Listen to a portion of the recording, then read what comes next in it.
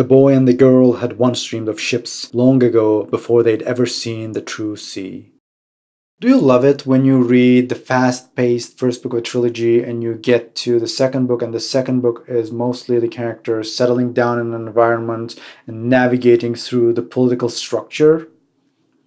No, I really mean it. Do you? Because I'm imagining a lot of people love this, and that's why this is what happens in most of the second books and trilogies. That's right, this is a quick review of Siege and Storm by Leigh Bardugo, the second book of her Grisha Trilogy. Now I got the box set with the new covers of these books, so this is a little bit different from the original covers. The original covers are Russian-inspired architectural designs, whereas these covers focus on the main plot of this book. Now, if you remember in the first one, Alina had to get the antlers of a legendary stag, and in this one she is after another item as depicted on the cover. I'm not going to go into the details of that, but this cover focuses on mostly green tones as opposed to the blue in the first cover. There is this marble texture, as you can see inside, that shows through the sea serpents on the cover itself. One thing is these animals look a lot like symbols, so that feels a little bit static to me. I wonder if there was a different pose which will make all these animals in the covers look a little bit more dynamic, because this is pretty much the most dynamic one. And the cover of the last book is sort of a phoenix, and even that is pretty static. I'm sure it was a deliberate choice that made these look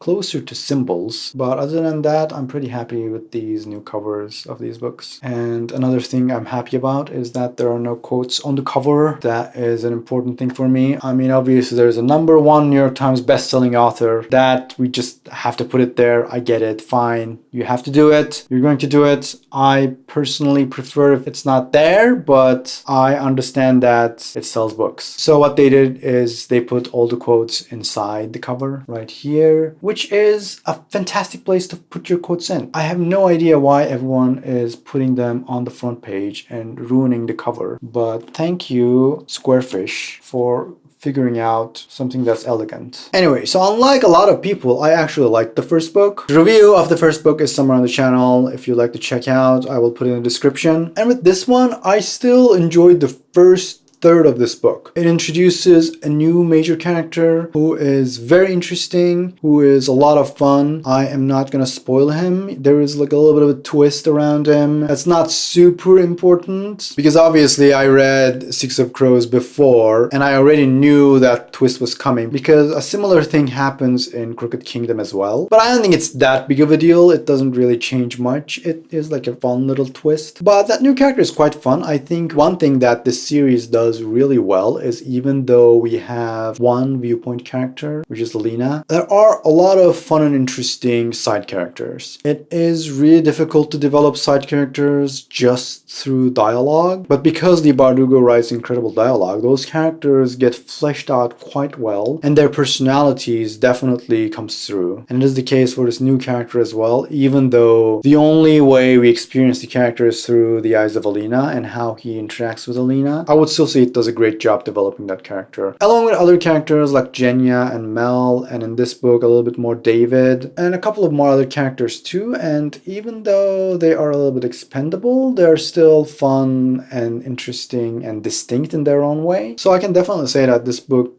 keeps doing a good job with the side characters. As I said, the first third of the book is similar to the first book. It is quite fast-paced. The plot is moving quite fast. There is like a little bit of a mystery, but this series is not really about revealing mysteries about the history of this world or anything like that. Those things are just smaller things, so I never feel like this book promises me anything like super interesting about the history of this world or any sort of interesting lore, but I do think it's still serviceable. However, what happens after that third of the book passes. After that, the book keeps slowing down, and honestly, not much happens that interests me. A lot of Mel and Alina on and off situation going on still. A lot of Alina being jealous of Zoya.